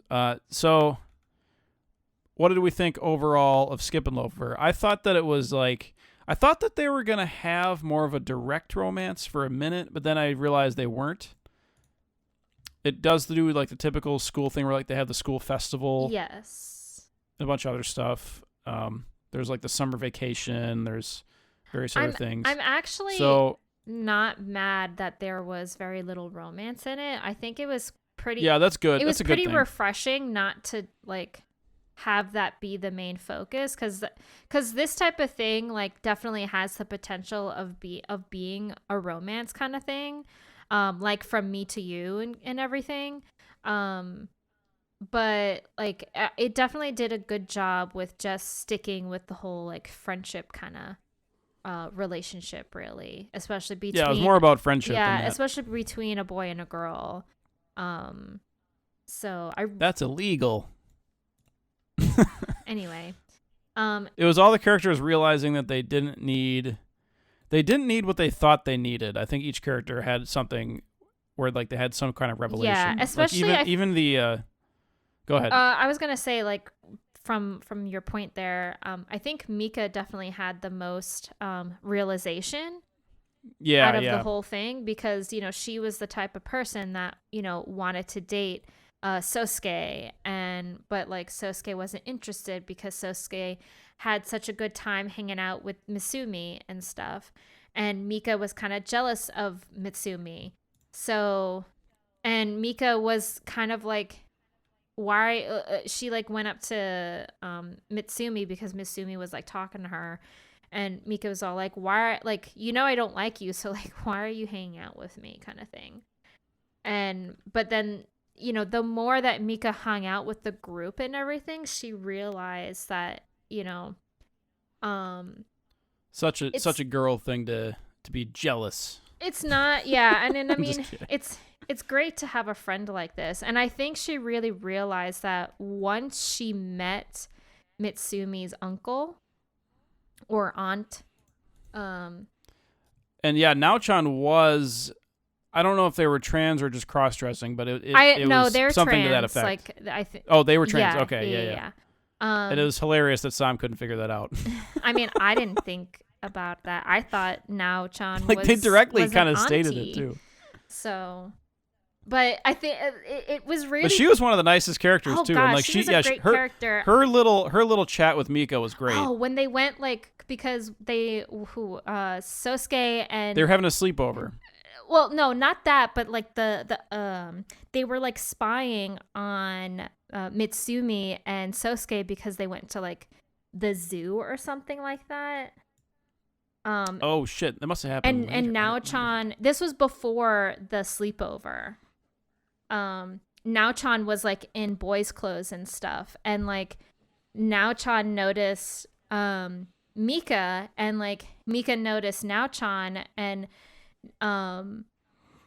Mika was all like, "You're following them," and Naochan's like, "Yeah, that's my niece," and she was all like, "Oh, so you must be," because she mentioned, "Yeah, I'm Mitsumi's uncle," because they were in like male clothes and stuff, but then after a while, Naochan was all like, "Well, they're doing fine. I'm just like," and like she took off like the boys' clothes, and then that's when Mika was all like, "Wait, you're Mitsumi's aunt, aren't you?" And Naochan was all like, "Yeah, that's me."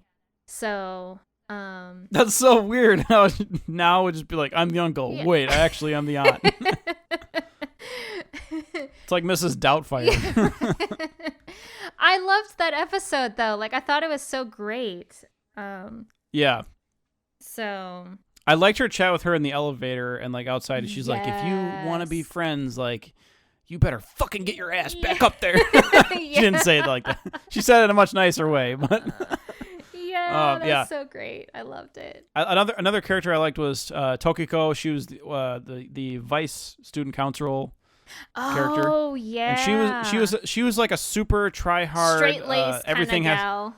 Everything has to be put on the calendar and calculated out.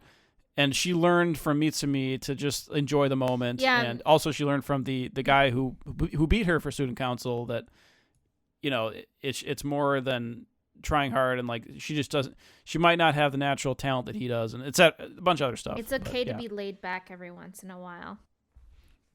Yeah. Anyway. But yeah, we mentioned a bunch of stuff. This is a great show. One of the better shows of the season, I would say, for sure. Yeah, absolutely. So next we have Dangers in My Heart. And I just burped a little bit. The Dangers in My Heart. This was a teasing show. This got a very high score. I didn't watch this one, but I think I should because a lot of people really liked this. Zayla really liked this one. Yeah, I mean, if you liked Kubo, you like this. I mean, this is... I don't know. I was just so overwhelmed by, like, a lot of the teasing shows. I didn't want to, like... Only one at a time. Yeah, pretty much. Like, I mean, I finished Nagatoro second season, and then Kubo came in, and then this one, I was all like, okay, that's too much.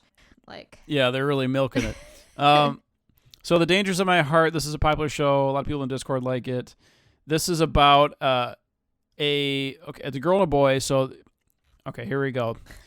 Kotaro Ichikawa, he's the boy. He's this shy, reserved, like super emo, not literally emo, but he's just like very shut off student. And he's a middle school student, but he thinks he's a bloodthirsty killer in episode 1. He's not, but he wants to see his classmate, Ana Yamada, in pain at first. But then it turns out he actually has a crush on her. And she also happens to be like a model. And everybody in school, likes her and everything. It's a little bit like Komi-san, but the opposite, I would say. Well, no, not quite. He's like, oh God, this is like a little bit of a twist. So like he's like a dweeb. He kind of sucks, but he doesn't suck that bad. He's very like, he's shy and reserved, but he's angry, but he's nice. Sounds like an emo kid to me. Yeah, he doesn't. At first, he like can't talk to girls or like other people in his class, and he seems like, I don't know, just like almost autistic or something, but he's not. He has like random outbursts where he's like thinking of something and he'll exclaim in the middle of class, and it's just like super choony. But he's so the girl Ana Yamada, she kind of breaks through his shell, and for some fucking reason she likes him. She must have like a fetish for this type of character, because like this guy is not the typical like boy that a girl would like. This is a very specific taste. So, hey, if you're a weird guy, just lean into it, but don't be too creepy. That's what I kept thinking. It's like she's like a head taller than him. She's so much taller than him. She has like she must have like some kind of nurturing fetish or something. But yeah, so she breaks through. He starts to open up a little bit. She teases him a lot. She's way, way, way out of his league. Kind of, but actually she's kind of dumb too. So she eats a lot or whatever, but she's still like a model because she's like a kid, I guess. So this was a pretty decent show. There's no way that this show deserves over an 8, at least compared to other shows on Mal. If the average score is like a 7, this is like above average, but not crazy above it. I don't understand how this show got such a high score. It's not like any better than the other teasing shows, and those shows have lower scores. So what's the deal? Somebody has to explain this. I don't understand it. It's a short king. He's a short king. Maybe that's why. It's kind of all of our dream is just to get wrapped up in a super hot chick who's taller than us. I don't know. Like, I don't know the deal here. I don't have a lot to say. Like, it was cute. There were some good moments in it. It's hard to say. Yeah. I'm going to give it I'd give it like a 6, I guess. But yeah, I'd give it like a 6. Dangers in My Heart. Tell me why I'm wrong. Tell me why I'm an idiot. I just don't see. Let's see.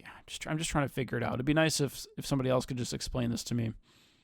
Maybe Zayla could explain it to you. Well, okay, I guess what happens is, like, she likes him partly because he's not such a horn dog going after her all the time. He's like respectful of her, but not like simping, if that makes sense. and she can tell that he cares about her, and he's like thinking of her. Because it's kind of contrasted with the other boys in his class, just like talking about boobs and stuff all the time, and just being like pretty cringy. So, but I mean, they're middle school, so like I don't blame him. But I guess he's more mature than the other classmates, but he's just very short. So, yeah, and he has kind of a bad attitude towards some things, but it's not. I don't know. It's just like shyness, I guess. Anyway, Dangers in My Heart, pretty okay. Way overrated. There's no way this should be that high. That's my hot take. Overrated or underrated? Overrated. It's fine, but it's not an 8.2 on Mal. Fine. It's not that good. It's not better than Skip and Loafer. Like Skip and Loafer has an 8.1 on Mal. That is a way better show. It's not a teasing show, but there's more to that show than this one. But I would say this, like Dangers in My Heart, I like all the other teasing shows except for maybe Usagi-chan. I fucking didn't like that one. I didn't like her character design. But like I think the other teasing shows are better than this one. And I think Kubo is funnier. I think I can't even remember. Nozaki-kun and whatever. Nagaki is better. They're all better than this one. That's my 2 cents. Next show, we have Dead Mountain Death Play. Did anybody watch it? No? All right, next show we have Insomniacs After School. This is the sleeper hit, or should I say not sleeper hit, of the season. It is a Leiden Films production based on a manga. It's a romance. It's in a school. This is about two characters named Isaki, the girl, and Ganta, the guy, and he was the husbando. And these characters both have different versions of insomnia. You figure out why Isaki has insomnia, and then you don't really figure out why Ganta has insomnia, but like you kind of have to imply it, I guess. But anyway, so they have insomnia. They get caught. Well, like it's really cool. It's kind of like the show. I should recommend it here. Oh, here it is. Call of the Night, right? It's a little bit like Call of the Night, which aired a little while back, where you have a character who's just like out at night. They're exploring, the nighttime when they shouldn't, because they don't relate to the daytime. This is a little bit different from that. These characters just literally have trouble sleeping, so they meet each other at night, and they develop this bond. And then they find, since they're so tired during the day, they have to sleep at some point or they'll fucking die. So like they get like these naps, and they sneak them in the observatory at their school, at their high school. And they eventually get caught by a teacher, and like they think the teacher's like, "Did you have sex in there?" And they're like, "No, we were too tired." But yeah, so then they're basically like forced into joining the astronomy club in order to not get in trouble from that. So they start up the astronomy club because they have this like big ass telescope in their school, and they might as well fucking use it, right? Luckily, Ganta, he does happen to enjoy photography, so he's doing that, and they're learning about astronomy, and they go through their like this a better part of a school year is where this takes place. And, it's basically just like a love story where they're like slowly falling for each other, and, they go on a trip and everything. And, it's like super romantic, I would say, especially like with the night scenes and the girl opening up to him. There's so many characters. Isaki's opening up to him, and she tells him like she has like a heart condition that causes her a lot of anxiety. He has like, I think part of it is like he was raised by a single father. He doesn't have a mother in his life, so that might be part of it. But in any case, like it's just like a really well done romance, like really well directed, I would say. And the atmosphere is just right. It feels like a summertime show. This is like the perfect summertime show. So I would definitely suggest it for that. And I'll mention this show again later as we talk about our OPs and EDs. But yeah, as far as side characters, I think that the teachers were cool. Yui was one of the arcade people who Ganta works with. But this is mostly like a 2-character show. That's kind of the main deal. I will say though, Asaki's sister is pretty funny. She kind of goads them and gives her blessings and all that. So if you're looking for just kind of like a straight up romance show, this is a great one. So everybody check this out. Insomniacs After School. What do we have next, Danny? We have, oh God, Ancient Magus Bride Season 2. Fuck. Fuck. What time? Okay, we got 4 hours, Danny. So go ahead. Aside from Ancient Magus Bride, there is only one other show that I watched. Just so you know. Yeah, I put Ranking of Kings on hold. My Home Hero I might drop. I'm done after this, actually. Okay. Oh, Witch from Mercury. Me and Sam are gonna cover that. But yeah. Okay. So what's the other show? Oh, Birdie Wing Season 2. The other show that I watched watched get to that too, was My Clueless First Friend. Okay, talk about that one really quick. Okay. And then do Magus Bride. My Clueless First Friend was actually fantastic. I think it's absolutely a super underrated show, and everyone needs to fucking watch it. What kind of show is it? It's just like a cute comedy slice of life. It's about like elementary schoolers, and this girl named Akane, another character named Akane, and like her class kind of makes fun of her and calls her the Grim Reaper. But this transfer student meets her and is all like, the class calls you the Grim Reaper. That's so cool. Like you're probably like the most strongest person on the planet. Like to have a nickname like the Grim Reaper, that's awesome. So like he's literally clueless. Anytime, some classmate kind of like picks on Akane or even makes fun of her for that matter, if Takada is there, like he kind of just like reverse psychologies his classmates and says, oh, but she's so cute though. Like how can she, not look good in this like witch costume? So, it's super cute. Episode 7 is probably like the episode of the season for me.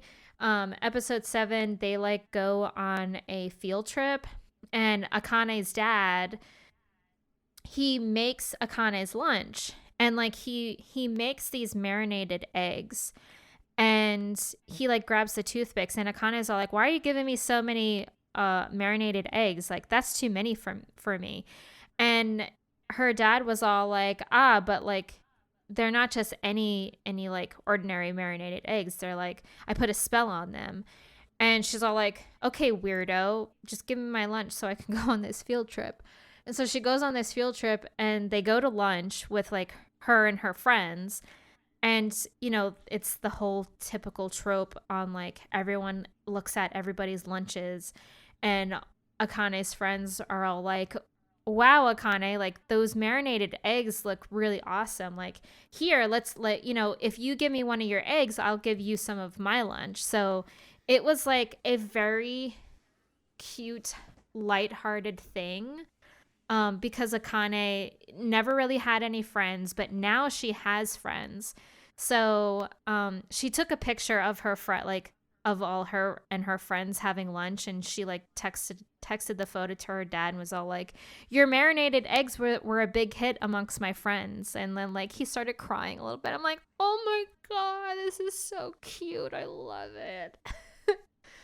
So yeah, so that's My Clueless First Friend. Everyone watch it. It's literally the most underrated show ever, and it's amazing. I love it. So, and then Ancient Magus Bride. Everybody strap in. Yeah. Ancient Magus. Danny, I'm going to give you 6 minutes. 6 minutes. Oh no. Ancient Magus Bride 10:21. leaves off with Chisei being enrolled into this school called the college, and it's pretty much a school for alchemists. And excuse me. Pretty much now Chisei is like in this like high school life kind of thing, except like there's more, I guess, more magic involved and more alchemy that's involved. The characters that she interacts with, there's this one character called Zoe. His name's Zoe, and he is actually he's half human, half what the heck is the thing? Half daddy. No. Gosh, Mal is awful. How can Are you looking for characters? Use that for the characters. Jeez. It's so bad. It lists them in like the dumbest order. I think it's just like popularity order. They don't take anything else into account. It's awful. It's actually not in popularity order. It's like in random. I don't know how they even do this. Like, what is the order here? That's dumb. We're going back to yeah. Animus. Go to your other going site. Go to the fandom. We're going to Animus. Go to the Ancient Magus Bride fandom. Just type that in. Yeah. Well, that's too much too. Where the? What are you looking for? I can't be any help. Oh, here he is. Magus Okay, I found him. Zoe. fandom. Oh, it doesn't even say his freaking species name. Well, anyway, he's like a demi-human. So, and like he wears these earmuffs to like kind of muffle out sound, because his hearing and his sense of smell is very sensitive. So, and then later you kind of find out that he's a demi-human, kind of similar to like how what Medusa is, where like you look into Medusa's eyes and you turn to stone. Well, it's similar to Zoe. Like if you look into his eyes, you kind of get paralyzed. So, and Zoe is very sensitive to the smell, and he smells the cursed arm that Chisei has. So at first, like Zoe thought that Chisei was like this monster of a person, and he kept like staying away from Chisei and stuff. But then, they kind of clarified the miscommunication and everything like that, and Chisei kind of like showed Zoe like, yeah, this is my arm, I was cursed by a dragon, blah blah blah. She's kind of not like hiding the fact that she's a mage and that she is cursed with this cursed arm and stuff. So, but I am enjoying it. I do like the context that are going into this season right now. It's very different compared to the first season. It's a little bit more refreshing, and there are a lot more characters that you're introduced. I'm a big fan of Alice, who's the blonde girl alchemist, and you see her a lot in this season. So, but there's some shady shit that's going on between like some other characters, and I kind of want some clarification. So I'm having like a hard time kind of like giving a solid opinion on this second season without like the context that the end of the season had. So, is this like is the story still continuing, I assume? Yes. Yeah, there's going to be a part 2.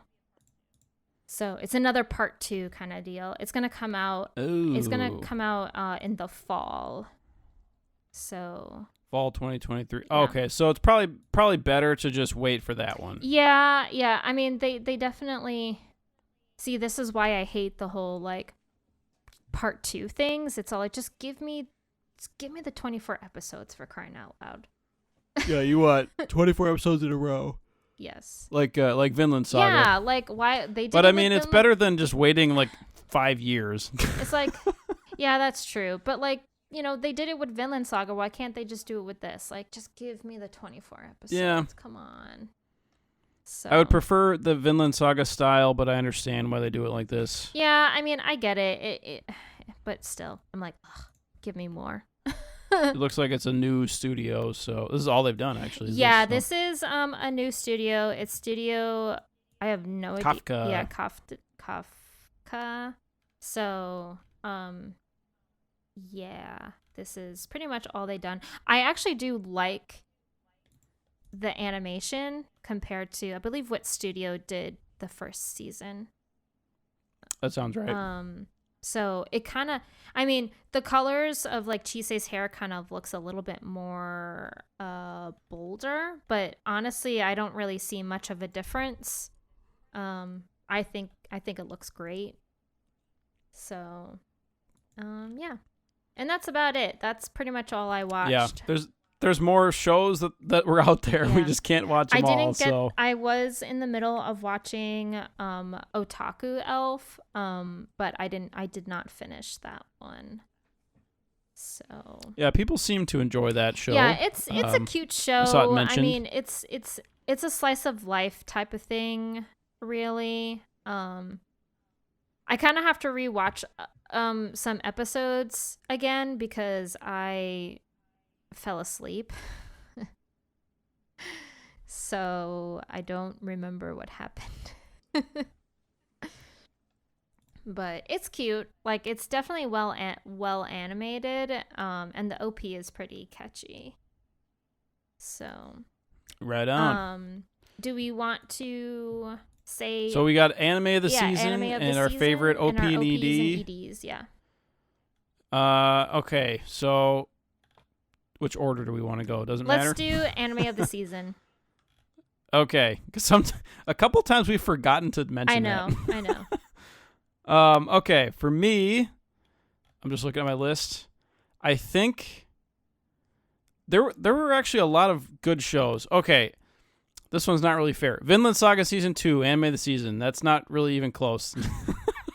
But if we're talking like new non-sequels, then I will say I was pleasantly surprised by, I'm going to say, actually, Skip and Loafer. That is totally fair. Yeah, I don't know. It's tough. It's between Skip and Loafer, Insomniacs, and I think that's it, actually. I mean, the other shows were all good. Don't get me wrong. Like, Hell's Paradise was really enjoyable, and Oshinoko was also very good. But, yeah.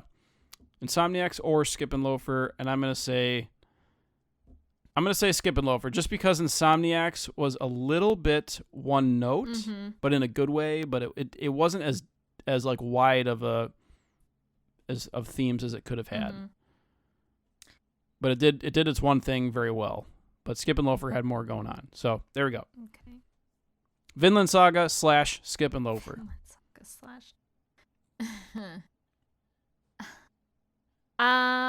/ Let's see. I mean, there were some good ones that I really enjoyed. You know what? We're going to do My Love Story with Yamada-kun as anime of the season for me. I really liked that one. And I guess as a sequel, we'll go with Ancient Magus Bride. Surprise, surprise. Surprise. Everyone take a shot. I really like Demon Slayer this season too. That was really fun. It was good. It was quite enjoyable. The shonen were good this season. It was good. I'm just a sucker for Demon Slayer. I fucking love that shit. I mean, it's a shonen, so what'd you expect? But it's a good one. It looks so good. They got all those cool effects from Ufotable. All right. So here we go. Favorite OP and favorite ED. I will start with my favorite OP, and it is from the show Hell's Paradise, and the name is Work by Millennium Parade and Sheena Ringo. That's a good one. This was just like, this had a combination of like cool animation and a catchy song. Some of the other ones had like one or the other. But yeah, like Demon Slayer had like cool animation, but the song wasn't that good. So then moving on to some other ones, good, vice versa, blah, blah, blah. This one had a little bit of everything. So I picked Hell's Paradise. What do you got, Danny? My pick is Mellow by Kana Suda for Skippin' Loafer. So See, I'm just like I don't really, I'm not drawn to the slower OPs. It's the dance. No, what are you talking about? This didn't have a slow OP. I'm thinking of a different one, aren't I? This one had the dance. Oh shit, did this have a dance? Yeah. Here, I'll share it for you. I got it. You I got it. Okay. Here we go. This had the dance. Oh, there's an umbrella. That's plus 1 point. There was the dance in it. They did the dance in it. So any OP with a dance is a win for me. So I'm thinking of what is it? Love is Hard for an Otaku or whatever. Is that the one where they had like a little dance in there too? Where like every character was a model. They did like a hand dance kind of thing. Yeah. Yeah, that's what I'm thinking. Yeah. Okay.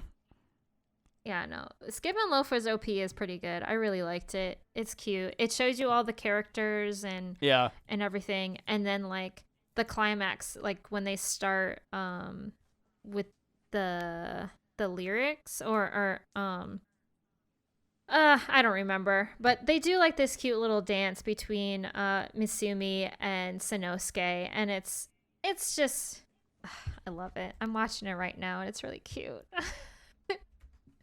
I will say though that this season actually had very strong shows, but surprisingly weak OPs and EDs. Yeah. Comparatively. I think that some other seasons have had much better OPs and EDs than this season. Although Vinland Saga was great. I just didn't want to pick that twice because I already picked it. Yeah, you did that last time. For the first impressions. Yeah. But here we go. Favorite ED. Well, what's Sam? Sam put her favorite. Oh, Sam, here we go. Gorsh! Oh, God. Which from Mercury Mobile Suit Gundam? Yuck. Slash by God. Yama. She's gonna murder you. Never mind me murdering you. I locked all the robots. She's gonna murder you. Robots in space. God. God. All right. All right, Nick. Favorite ED. And this was actually my favorite song of the season, regardless of OP or ED. And this was, I hope I'm getting it right. This is from the show Insomniacs After School. And the song is called Laps by Homecomings. And this is just like a perfect atmosphere. It's just such a fucking good It's a vibe. cap to every episode. It's definitely a vibe. Yeah, it's a vibe. It makes you feel good. It makes you feel like nostalgic a little bit. And it's just great, you know? High tier ED. There you go. What do you got? Mine is Mephisto by Queen Bee, and it's the ED for Oshinoko. Oh, I didn't even watch that. Let's see. This one's a good one. Oshinoko ED. Here we go. It's a good one. Keep talking, Danny. It's I'm watching it. I don't know. It's just Let's listen to me watch. It really sets the tone for the show. I mean, it's not like too extravagant, really. It's just it's very simple in my opinion, and it kind of it's pretty energetic. They're walking up and down the stairs, it's right? just That's more the one? of like the grimy aspect of the show, whereas the OP is kind of more of the upbeat idol thing. The ED is like the true theme of the show, really. So it's I gotta say, I like the vocals in this song. I love the song. Like Mephisto, like Queen Bee is great. Like I think this is one of my favorite songs by Queen Bee. So yeah, like the ED itself isn't as like yeah, that's good animation or anything like that. It's just more of like an ambiance and kind of so you have like this upbeat idol type of OP. This is going to be your drama, suspenseful type of grudge, vendetta type of ED. Yeah. So they got the characters have their hoodies up. And everything. Yep. And I think that's what I cool. like about it, really. So And then Sam, what do you got? What do you got for us, Sam? Well, gosh, I got Vinland Saga. Got tired of the space, so I went to the farm. Oh, God. And I did my fishing pole dance on the farm, like in the Goofy movie. Fishing pole dance. Oh, God. She's gonna All right. kill you. This is from Vinland Saga Season 2, Ending 2. And actually, both EDs for Vinland Saga were fire. They were both Yeah, they were pretty phenomenal. good. Can't go wrong. This is by LMYK, called Without Love. Vinland Saga was just like by far the best thing that came out this season. I don't even think it was close. Well, why don't Nothing else was close. Why don't you just Audible and have that as your anime of the season? No, that is my anime oh, of that's the right, season, for your but sequels. Yeah. it's like a sequel. So I also put a new, like my favorite new show of the season. Gotcha. But yeah, anime season officially for me, Vinland Saga Season 2. Yeah. By a lot. Actually, anime of the year so far, I think. Wow. I don't know what else has come out so far. I forgot. My voice. Well, it was winter and spring, so. We still got summer and fall left, so. Technically, also Vinland Saga was a carryover from winter, but it had not finished in winter, so we couldn't fully review it at that point. But, yeah, actually, I don't even think it's close. I think it's for sure my favorite of the year so far. But we're only halfway through the year for anime, so. Wow, look at you, Nick. Well, I think that's about it. I know what I'm about. Wait till I finish Megumin's side story. Oh, That'll be the number one. Boy.